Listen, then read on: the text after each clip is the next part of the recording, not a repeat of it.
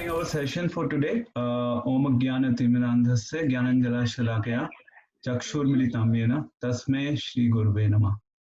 Shri Chaitanya Manobhistam Sthapitam Yena Bhutale Swayam Rupa Gadameyam Dadati Swapadantikam Vancha Kalpatarubhescha Kripa Sindhu Daevcha Patitanam Pavnebhyo Vaishnavabhyo Namo Namah.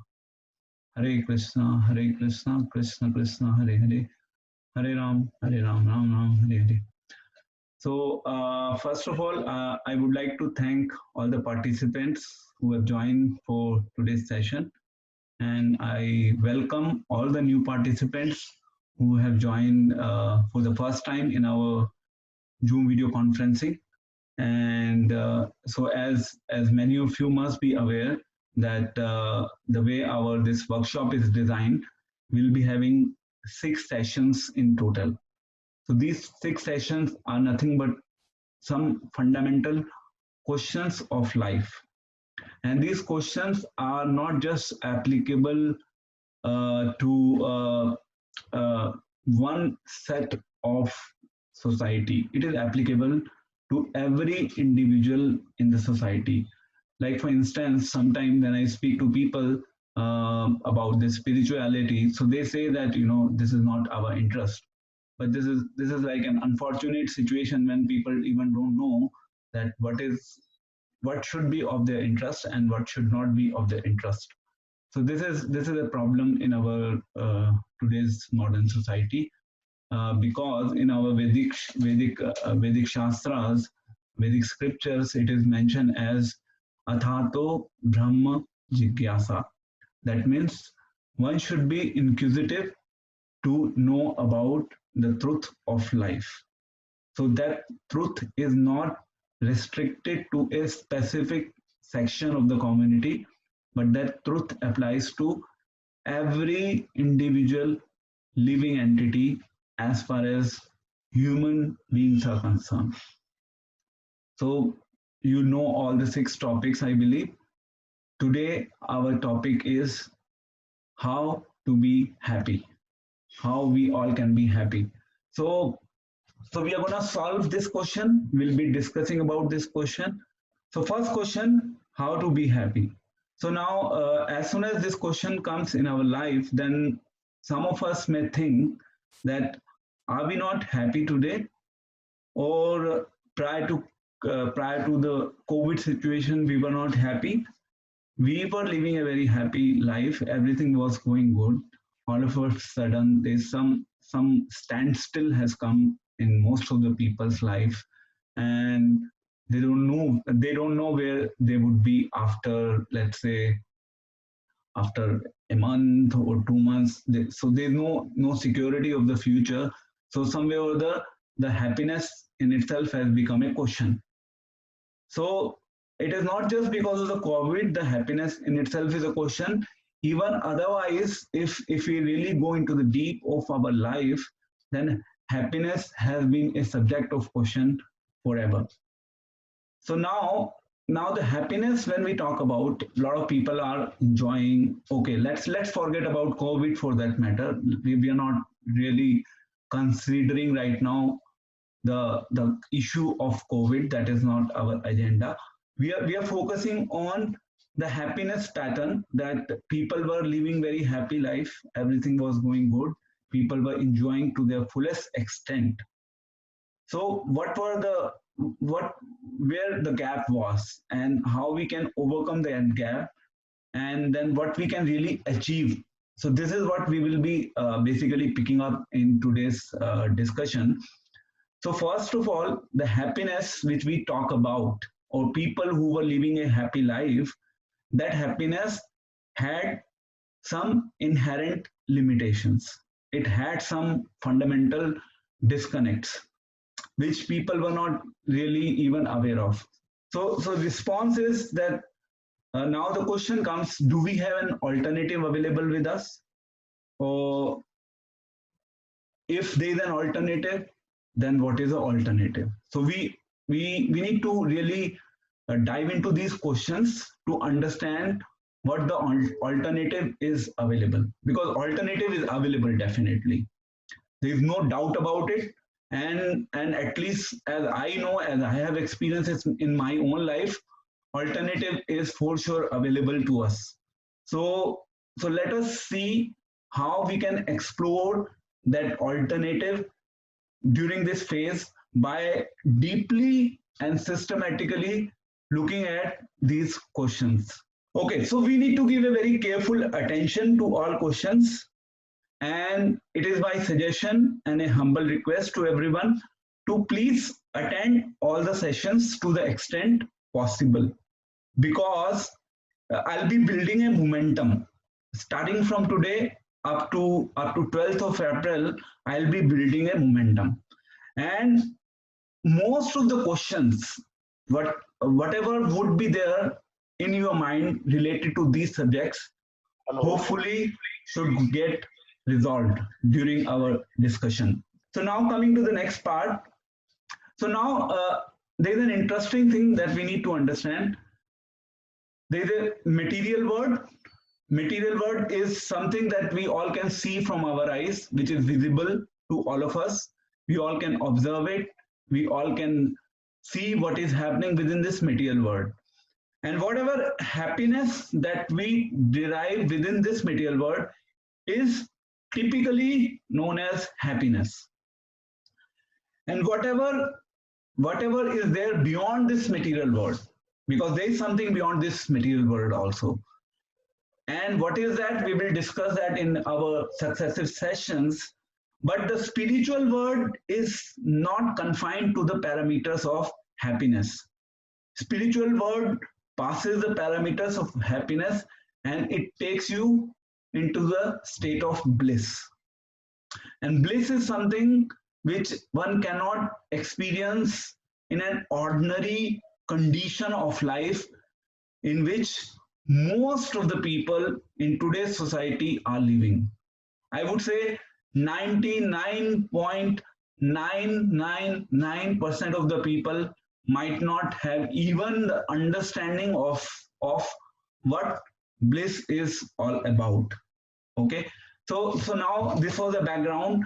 We'll be discussing some questions within this subject itself, because the way I have designed my sessions, so first there is one question. Within that question, there will be more questions. So questions and answers, questions and answers. And in the end, I'll give you opportunity to ask your questions based on the discussions that we'll be having. Okay, now we are getting into our discussion for today. Okay, okay. So we are starting with a story of musk deer. As you all must have heard of musk deer. Musk deer is very famous species, known for providing one of the best quality of scent, the perfumes all over the world, and they are specifically known for this. And the body structure, the color of their body, they have some special beauty. They carry some special beauty within themselves. So they are known as for the musk, because they have that musk, and it has amazing fragrance in itself. And this scent is produced within their body in a small hairy pod known as musk pod. And entire life, these musk deers keep themselves busy in running around in search of that musk, from where actually they themselves do not know that the musk is inside them. And they keep on searching, they keep on searching, they keep on looking after it, and their entire life just gets spent in that search. And ultimately, some hunter or some human, those who know the precious musk which is within these species, they take them off, and then they just extract that musk or that scent. So they use it for scent and other different purposes. So this is very so people know about musk deer for producing a good quality of musk or a perfume we generally use, but there is a lesson behind that we all can get from this musk deer, and we'll be talking about what lesson we can gain or lesson we can get from this story in the end.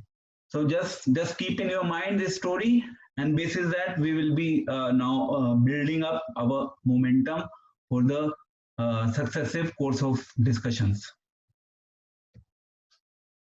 Okay, so we have basically four pillars of human life in terms of we can say happiness or enjoying. There are four things which most of us are presently busy with.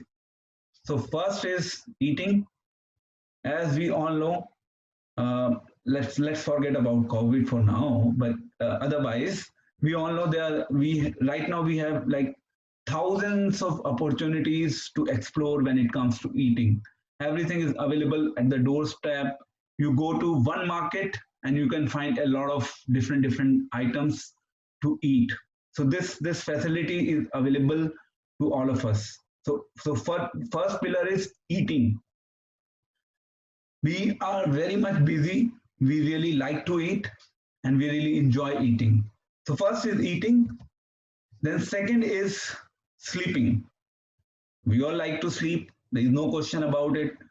I don't think so there would be any person on this planet who would not be interested in sleeping. So everyone likes to sleep and they like to sleep nicely.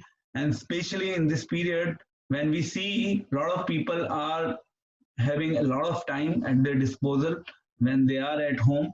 So they must be spending a good amount of time in sleeping and taking proper rest. And third is mating.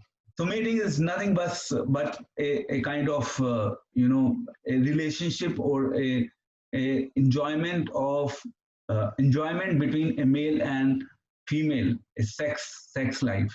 So eating, sleeping, mating, and fourth one is defending. We protect ourselves. How do we protect ourselves? We protect ourselves by making good houses, and we spend most of our life is focused on these four things.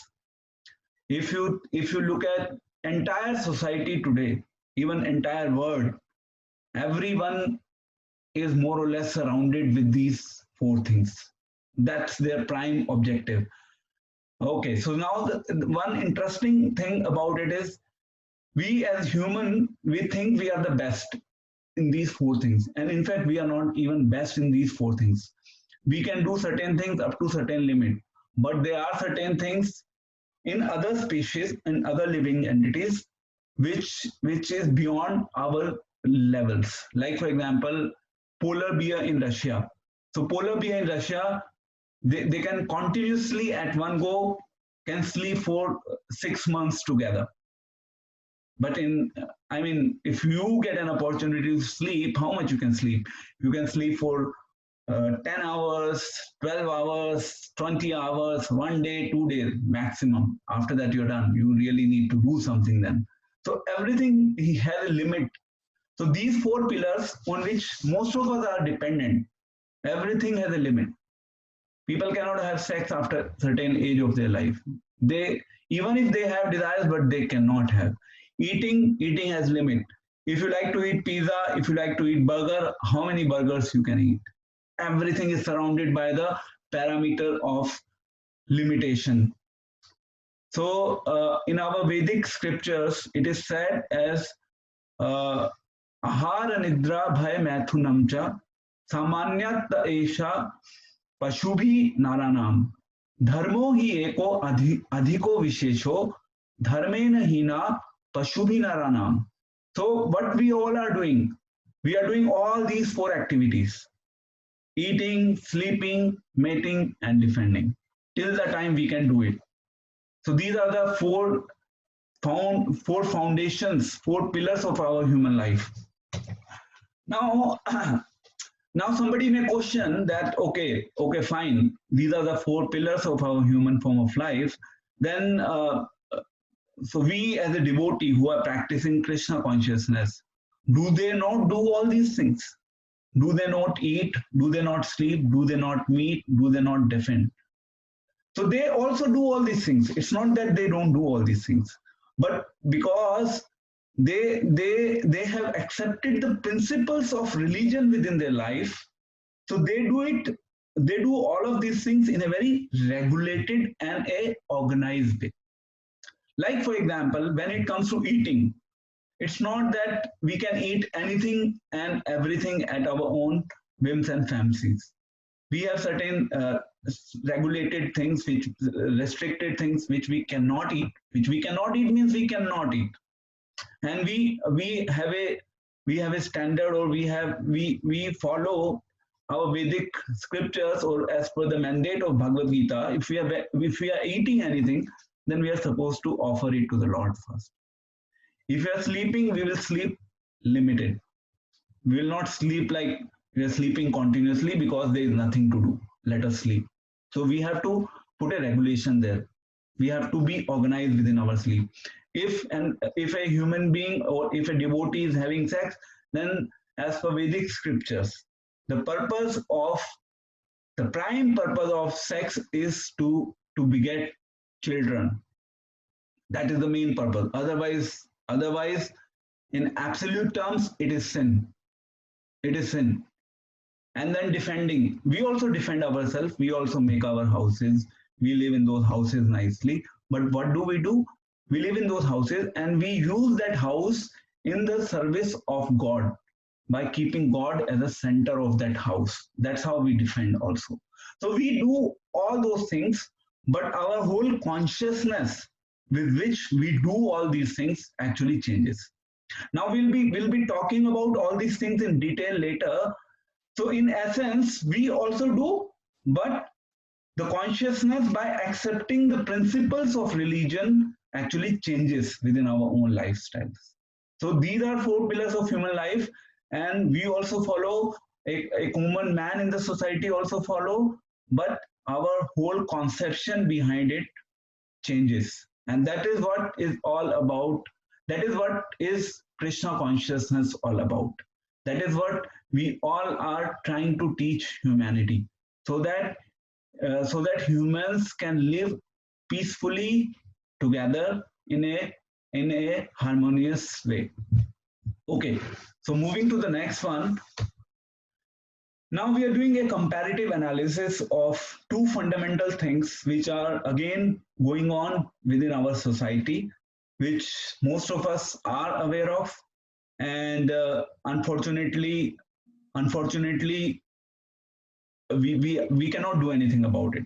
So let us see. First is technology.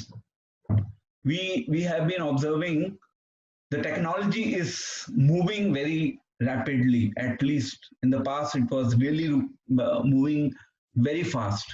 Technology is going up, but in parallel, unfortunately, tension is also going up. So both T's are going in upward direction.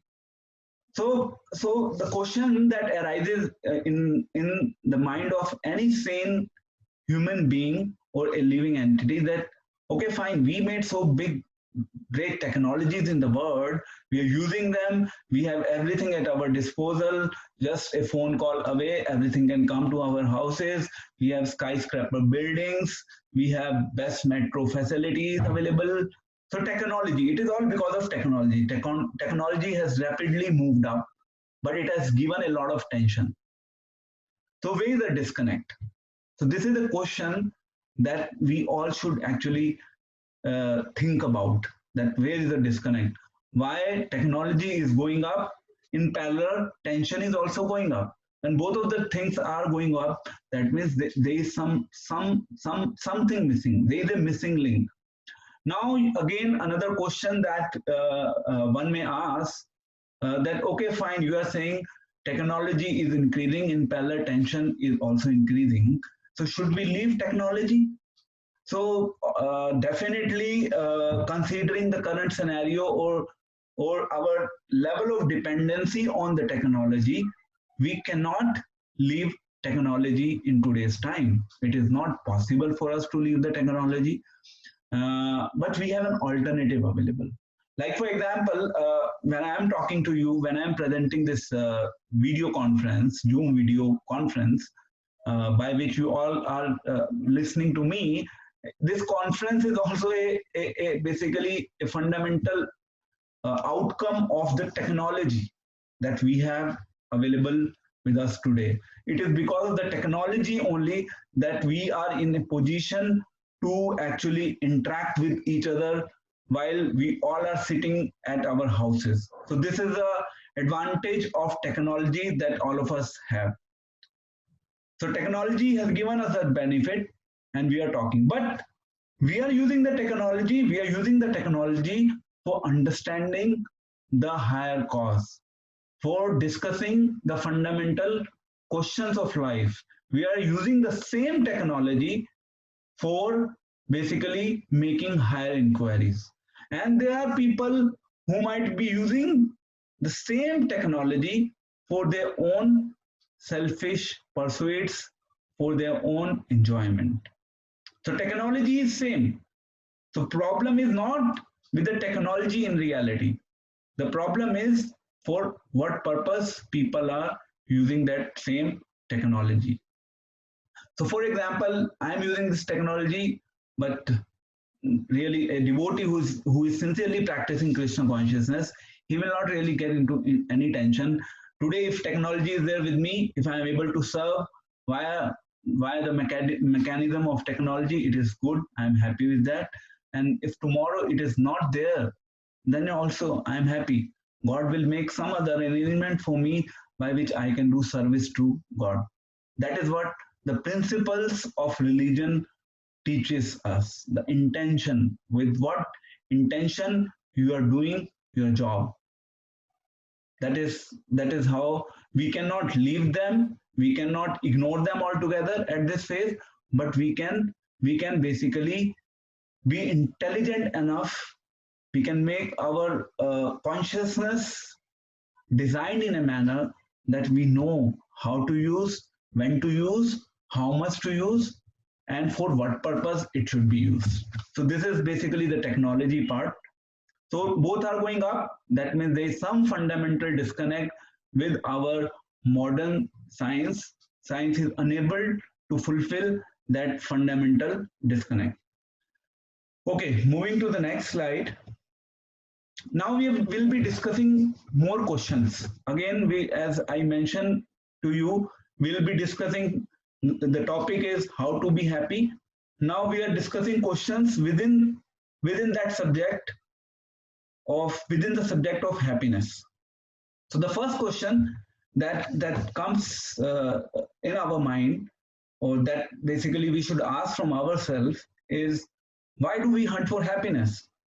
Do you see any person on this planet or in this world who is hunting for sadness? So the answer would be no. Everyone by default is programmed. It's like a programming that is being done within our life. By default, we all are actually starving or hankering for happiness. So it is in itself is a question that why we are hankering for happiness. And the answer is very simple. It is also available within our Vedic text. The answer is Ananda Mayo Bhasya. Because we are coming from a source. We all are originated from a source who is full of Ananda.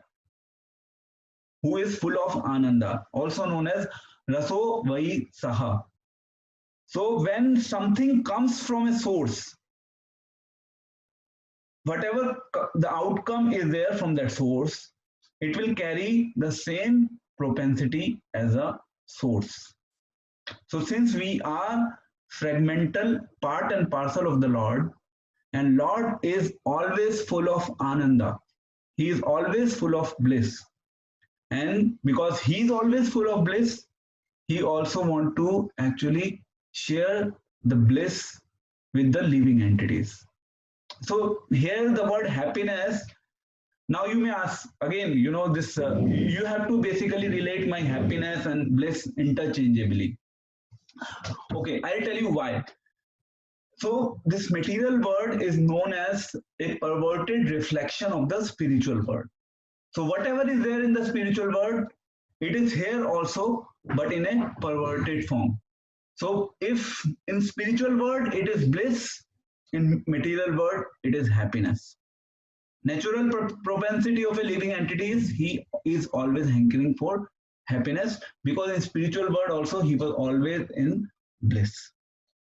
So we have just an example, like you can see the sun. The sun is basically coming.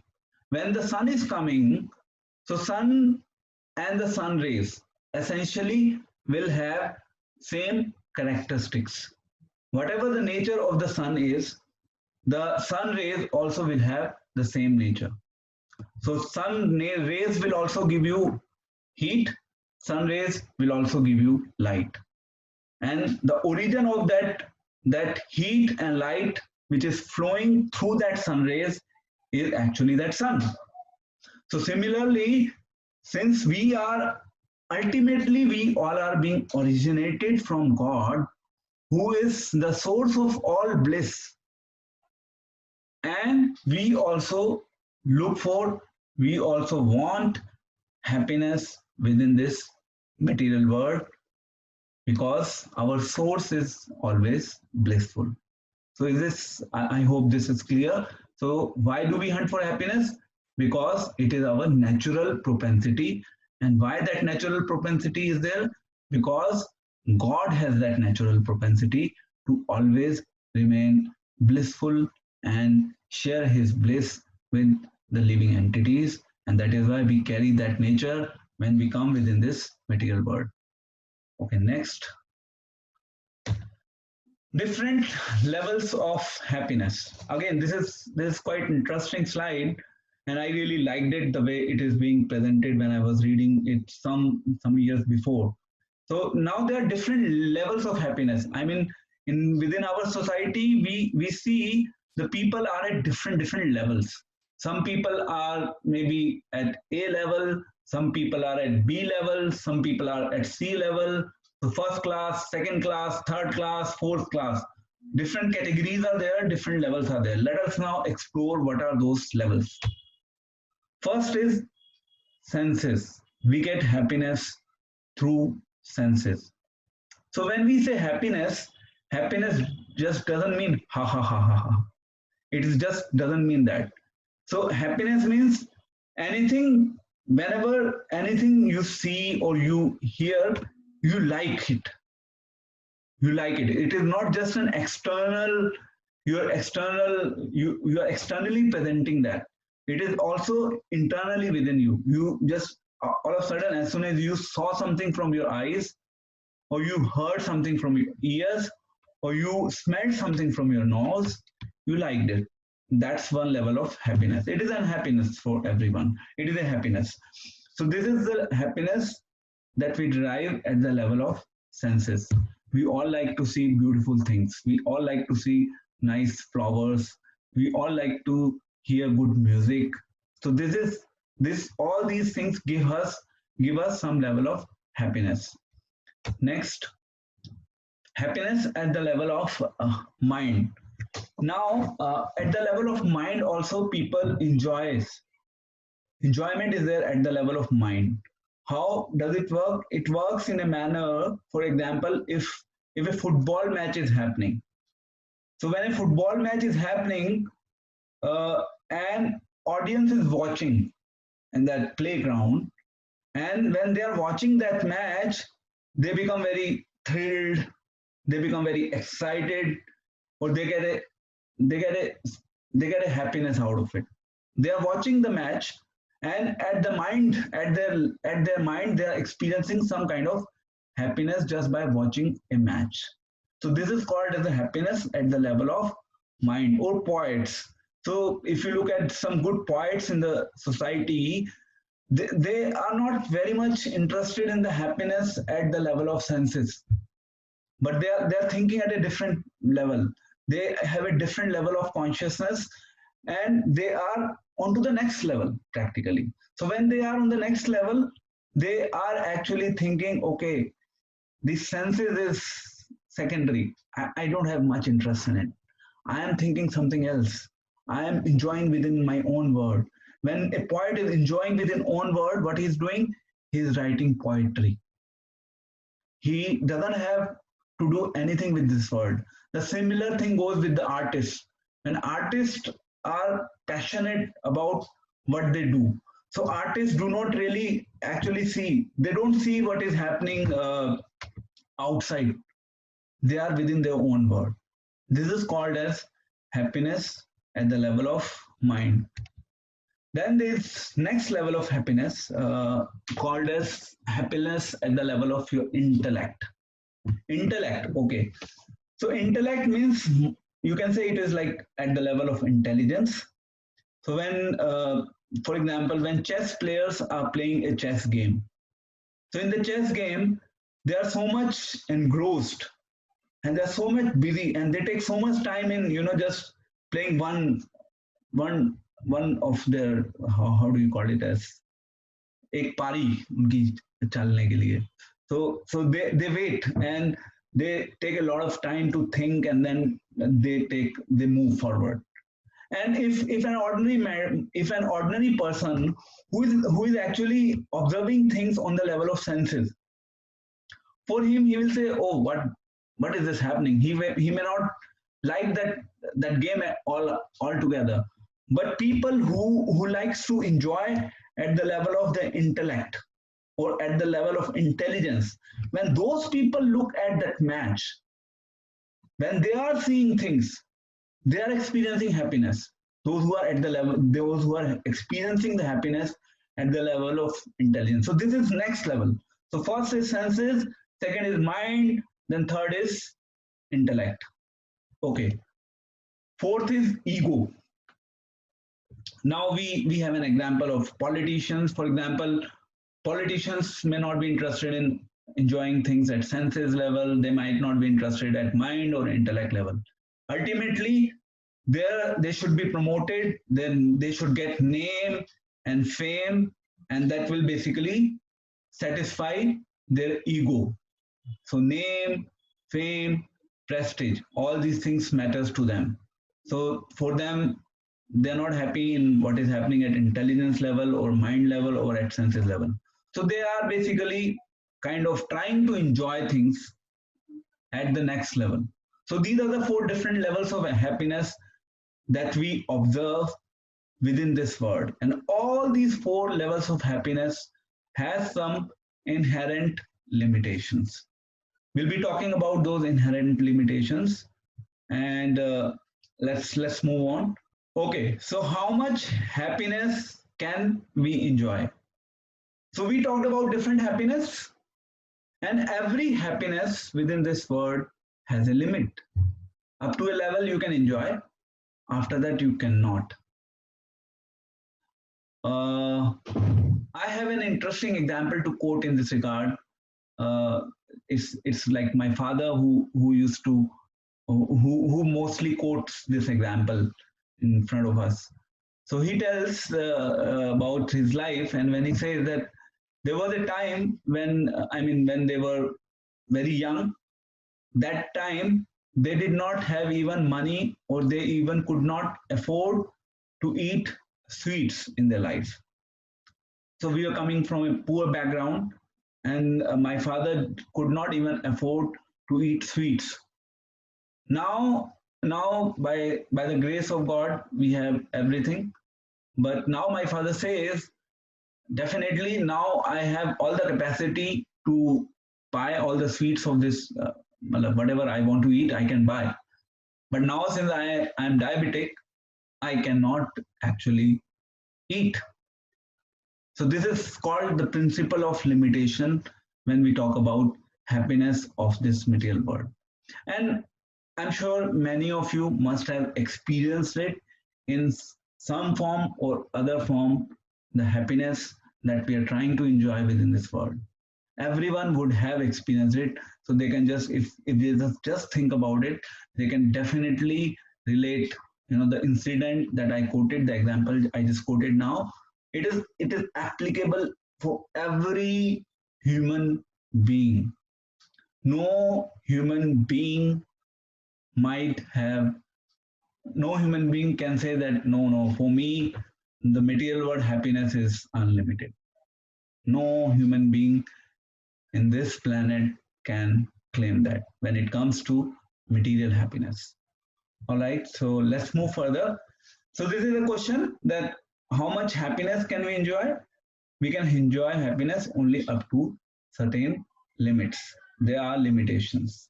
We cannot go beyond limits. That's why in Bhagavad Gita it is said Ashashvatam. Krishna has used this terminology for this material world. Everything is temporary here. If you have this nice body today, you might look very beautiful, but after some years, you won't look beautiful anymore. Nobody will give you any weightage. Nobody will really be interested in talking to you much. The kind of society that we live in. As you grow old, people start neglecting the senior citizens of the society. This is what is happening in most of the places as we are observing, and it's increasing. Nobody really want to talk to the senior people, or they keep their talks very limited, or they don't want to really listen to them. So there is a problem. There is a fundamental disconnect on this side also. How much happiness can we enjoy? Okay, now nature of material happiness. Now this material word happiness has some fundamental disconnects. We have broadly covered some of it. Now we'll be discussing some more parts of it so that you all can get into a different insights of what I'm trying to present. First, so it's all illusory. Illusory. The happiness that we drive within this material world is all illusory. Illusory means something which might not exist in reality, but we presume it to be reality. So in Hindi, it is called as Maya, something which is not there in reality, but we think that it is a reality. And most of the people in this world are in Maya. Now, what is the role of Maya, how it functions, that all we can talk about later. But right now, the condition of society is mostly people are working by the energy of Maya, basically. Lots illusory energy known as Maya. So, example, illusory, I'll give you a simple example. We are ready to enjoy a very delicious meal. Our parents have prepared something very interesting food stuff, or somebody has really brought a very delicious meal from outside, and we are almost ready to eat. It is just kept on the table. All of a sudden, we hear an unfortunate phone call from one of our friend that, okay, this friend has met with a serious accident. So what happened? The same meal, all of a sudden, the entire taste that was there in that meal is not there anymore. So people forget that happiness. They cannot then think about even eating it or even tasting it. They will immediately rush, or they will try to do the needful, whatever they are capable of, but they will not really enjoy that food. The same food is there. All of a sudden, the taste from that food is gone. We're not really, even if we will eat, we'll just eat to fill our stomach, and we'll just not be really interested. So this is called illusion. Just a few minutes back, the same thing was looking very delicious, very, very tasteful, very exciting, but just after a few minutes, the same thing is no more relevant. So this is called the principle of illusion. Then we have principle of stale. Stale means chewing the tweed. In Hindi, in Sanskrit, it is called as punash charvita charvananam. So that means, okay, I'll give you an example to help you to understand this. So when the summer season comes in India, and you all must have visited the shops where people sell this juice, sugarcane juice, ganne ka juice. So when they are basically extracting the juice from that sugarcane, Then they are just putting that cane in that machine, and they're like they keep on putting, they keep on putting, they keep on putting. And when we are looking, at least when I look, I say, okay, now please leave it. This is what the thought that goes into my mind. But still, that person, the juice seller, has a hope. Yes, something will come out. Let me keep on trying, and something comes out. So in this word also, the happiness that we are trying to explore, or the happiness that we are trying to actually experience, is like chewing the tweet. Chewing the tweet means we're trying to chew something which is already being chewed. This is called as stale. We are just trying to extract, oh, I have some hope, something will happen, I'll get some happiness, I'll get some happiness from this relationship, definitely the day will come. So illusory, then stale, and then third is flickering. Flickering is chapal sukha labh lagide. So that means the term flickering is, today your mind is on something, tomorrow your mind will be on something. Today you may like something very interesting, tomorrow you may not like the same thing anymore. Again, an example to support this: when you might be young, or when you must be in your early ages of your life, at that stage you must have liked something very, very different. And now today, at a different venture of your life, you must be liking something else. Now your whole conception of basically enjoying the object, the object through which you actually enjoy, changes. It's like a flickering trend. You can talk about your mobile technology. So most of the people, like you see, every day the technology changes. So if 10 years before, the mobile which might have given you the highest level of happiness, and today you don't want to even see that mobile, it is no more relevant for you. So it is called as the flickering nature of the happiness that we basically experience within this world. So this is the nature of the material happiness of this world. Now you may say, okay, fine, you're talking a lot about the problem of the happiness of this material world. Where the solution? Where is the solution? We will be talking about solution, and but I only humbly request you to all, please wait.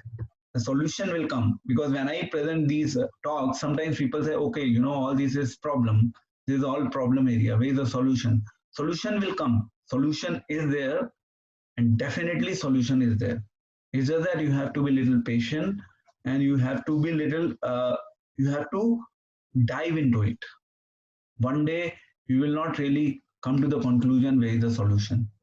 Like we have this in the spiritual world, people who practices different kind of spiritual so-called organizations, or maybe different gurus. They say within a day you will experience everything. So here that option is not there, unfortunately, because we are trying to give you something permanent, and the permanent doesn't come immediately. So nature of material happiness, it has limitation. Now let us see what Bhagavad Gita says. Bhagavad Gita has something very interesting with reference to qualities of a wise man. What a wise man thinks about. What a wise man thinks about the happiness of this material world. So very interesting shloka, chapter 5, text 22. Yehi sans prashaja bhoga dukha yonaya evate adyantavanta kaunteya nateshu ramte buddha. Okay. So an intelligent person does not take part in the source of misery, which are due to contact with the material senses. Arjuna, such pleasures have a beginning and an end, and so the wise man does not delight in them.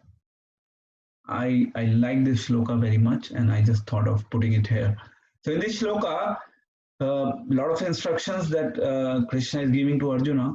One of the most famous instruction that he's saying that the thing, something that you are really thinking that it is giving me happiness. What is giving you happiness? Tomorrow the same thing will become a source of misery for you. It is guaranteed. There is no doubt about it. Like for example, very basic example, people who like to eat a lot of junk food. When people eat a lot of junk food, what is the outcome?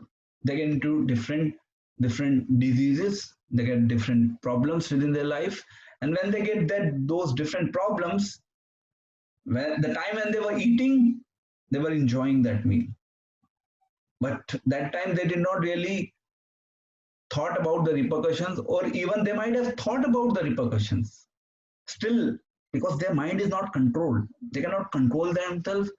Unfortunately, they don't have alternative to explore, or they don't know about the alternatives which they can explore. So they are just kind of busy in those things, and ultimately the same happiness becomes the source of misery. And ultimately now Krishna is saying such pleasures have a beginning and end. And so the wise man, so it is a, you see, Bhagavad Gita is not, Bhagavad Gita is such an interesting and a relevant book, that Bhagavad Gita is not spoken for people who are actually fools in one way. Bhagavad Gita, people who are wise, they will take shelter of Bhagavad Gita, not the fool people. Fool people will always ignore Bhagavad Gita, but wise people will take shelter of Bhagavad Gita. And you can go into the history.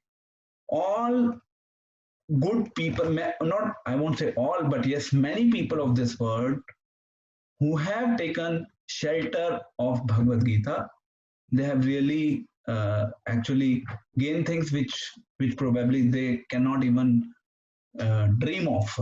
That's the mystery of Bhagavad Gita.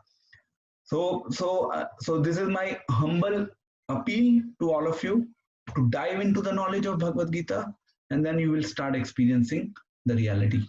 That is what is the message. Like for example, recently we had this due to Corona crisis, uh, uh, our Delhi Prime Minister, he requested everyone to read Bhagavad Gita. Now the problem is, okay, fine, he gave a very good suggestion, but there is a problem. And the problem is that most of the people in society cannot understand Bhagavad Gita, because they have not really tried it so far. Most of their life is spent in so many other things.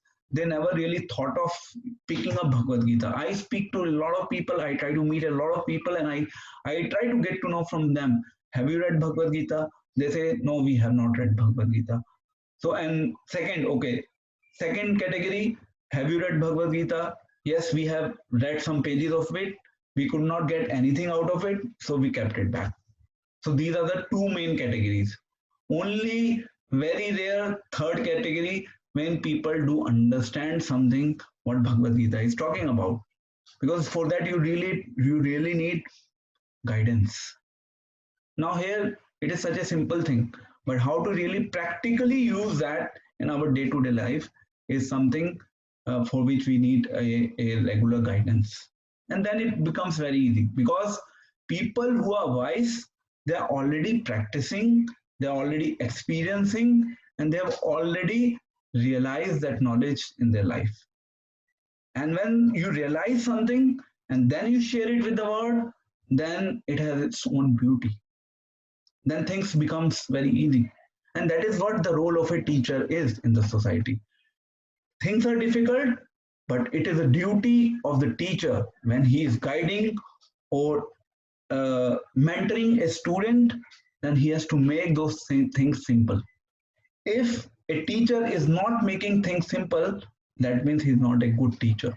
So it is a responsibility of the teacher to make things simpler. Now somebody may say, okay, fine, can we do compromise? The answer is no, we cannot do compromise. We are providing the same thing. but we are providing the same thing in a way that it is basically simple for any layman to connect with, to understand. Okay, so these are the qualities of wise man. They're not interested in the happiness of this material world. They understand these material world happiness will ultimately bring a trouble in their life. Ultimately, it's going to bring a trouble in their life. So they think wisely and they look for the alternatives. Let's move on further. Yeah, now we are doing a comparative view of material happiness versus spiritual bliss. So as we were talking about the happiness, obviously people when they eat objects of this world, and they definitely they enjoy. You cannot say that they don't enjoy. If there is a drunkard, if you give him a bottle of whiskey, you cannot say that he's not enjoying in whiskey. He's enjoying in whiskey. He's enjoying in whiskey. So so everyone is enjoying in their ways in this world. But if you look at, I'm first talking about on the right side, what is there? The principle of limitation and unlimited. So when we talk about the happiness of this material world, the happiness of this material world is subject to the factor of limitation, like I discussed earlier. You can see this small picture there. The bees are coming. The bees are coming near the honey bottle, and there's little bit of honey outside the bottle. So they're trying to extract a little bit, and they are happy with that. So this is the situation of the people within this material world. And now what spiritualists are doing? Spiritualists have the option, or they know the secret, that how to open that bottle and experience the whole honey bottle, what is inside it, and just experience it, relish it. This is what they have. So they are not bounded by the principle of limitation. It may happen that initial stages one may be bounded by the principle of limitation while practicing spirituality, but but as as a devotee progresses, then the principle of limitation also crosses. Then he can chant the same mantra, Hare Krishna, Krishna Krishna, Hare Hare, Hare Ram, Ram Ram, Hare Hare. He can chant that mantra for entire day. This is called unlimited. He is not stuck. I have been chanting that same Hare Krishna mantra from last 20 years. And had there been a progression? Definitely there had been a progression. So this is because this is unlimited. The spiritual science is unlimited science. The material science is limited science. On the left side, we have a concept called as prayas and shreyas, which I discussed earlier also. So people who are looking for the immediate results, those who are looking for the immediate results, yeah. So people who are basically into the category of those who want immediate benefit in their life. Let me get something immediate. So they are falling into the category of prayas, and they are unfortunately busy in the happiness that they can experience within this material world. And now people who are falling into the category of shreyas. Shreyas means something which is ultimately beneficial for them. Immediately one may not be able to get the ultimately beneficial, means immediately you may not experience what you can get out of it. What you can get out of it, ultimately you may not really understand. But by practicing the knowledge of Bhagavad Gita, eventually you know and you understand that this is Shreyas. This is ultimately beneficial for me. Okay, immediately I'm not really in a position to connect with it, or things are not really getting me on the track, no problem. But I know this is ultimately beneficial for me. So I have to focus on objects or things or activities in my life which are going to give ultimate benefit to me. And I have this box. I'll show you. I'll be hope you can see this box. I don't know what is written in it in Russian. So, so this is my wife brought from maybe I don't know, maybe from Russia. So this box has a secret. I'll talk. I have one video on this. I'll be speaking on this. So this box is like a magic box. So ultimately beneficial. I'm coming to the point. Ultimately beneficial. Shreyaskar basically. So Shreyaskar means what is ultimately beneficial for you. You have to think about it at this stage. Immediately you may not achieve the result of it. Immediately you may say, okay, what? Okay, you are talking about spirituality. We are unable to connect with anything what you are talking about. Fine, no problem. But you have to have that some level of reliance. You have to have some level of trust because we have already spent the 20 years and now we are ready to share that nectar or the bliss. Okay, you may not experience it today, you will experience it tomorrow. But you have to be patient enough to really, you have to wait. I'll give you an example. Uh, yeah, this is an interesting example. So when we are student, and if we really want to crack exams for IIT or some other big competitive exams, then we do a lot of sacrifice. And when we do those sacrifices, then then immediately we don't have anything in our hands. Immediately we're just doing sacrifices. We're just investing our lot of energy and time. Probably we'll become IITian or a big mathematician or a big scientist after 20 years down the line, of which we do not have surety. And still we make that effort and we inspire our kids also to do that effort in their life. Some kids may become, but many kids also do not become. You know, the competition level is so high in this world. Some become, some reaches at that level, some do not reach it at that level. So, so what you will be investing today and what you will be getting in terms of returns tomorrow, even you cannot assess that right now. It is beyond your level of assessment. But yes, what we carry, that we can share, and then we can give you assurance basis that assurance you can experience that as the time progresses. So this is a comparative view of material happiness versus spiritual bliss. Now we are we are near to concluding our discussion for today, and I know my workshop is running a little bit extra, but I believe it is something that we all can do right now because we all are at home. So I hope we can spend some time. So it will take another 10 to 15 minutes, and by that time, hopefully, we'll be able to finish our talk. Oi, finished. Okay. So I have a question answer session. Before that, there are two things. Two things that I want to add on. So I'm now first summarizing what we discussed all. We talked about some of the inherent limitations or some practical difficulties of material happiness that all of us are trying to enjoy within this world. So the question that comes is, do we have an alternative? The answer is yes, we all have an alternative, but we need to work on that. We need to explore that alternative. And we need to have that faith. Yes, it will work in the passage of time. Because if you really want to achieve material happiness, or if you want to experience material happiness, you have to do a lot of sacrifices.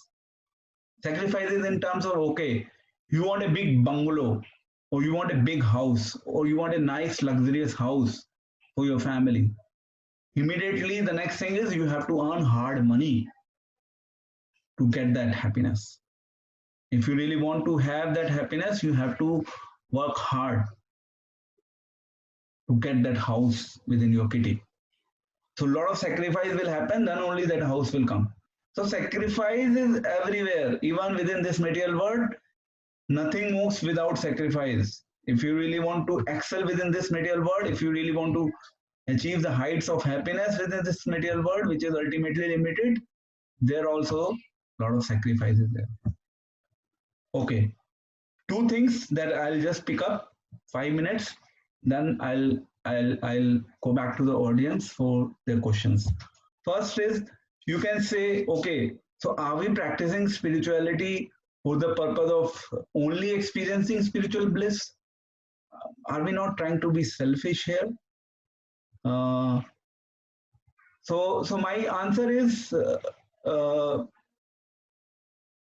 ideally we should not be selfish in life, but the kind of society that we live in today, uh, somehow or other we have to hook people to this right message. It may happen that today you may come to this path out of your own selfish pursuits. It's fine. But as you will be progressing, you will move from the zone of selfish pursuits to the zone of selfless pursuits.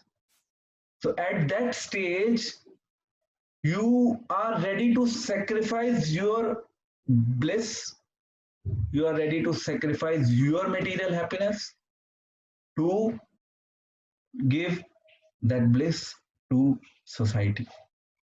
This is what we all are actually supposed to learn. This is how the consciousness move from the selfish zone to selfless zone. So today, if we are taking shelter of spirituality in lieu of our selfish pursuits, that okay, fine, we'll lead a blissful life. It's fine, no problem. But as you will be progressing, then God Himself, He's sitting within you. He will teach you how you have to come out from your selfless pursuits to selfish pursuits to selfless pursuits. Now the second part is okay. You may say what you are talking about is very good. We liked it. It was very nice when we are listening it from you. But we are already too much engrossed and attached and committed and bounded with those selfish pursuits. How do we get out of it? You are telling something which is impractical because we are already bounded by these ropes of material happiness, material enjoyment, busy in the world, don't have time for spirituality. What is the solution? So I have a solution which I am offering all of you. The solution is very, very simple. And the solution is no problem. If you're bounded today, it is fine. If you're bounded today, it is fine. But okay, fine. If you are doing all those things which probably you should not do, which I just discussed about, it is fine. You may continue doing that because nothing changes overnight. You may continue doing that. It is fine. But add this knowledge in your life. Add this message in your life.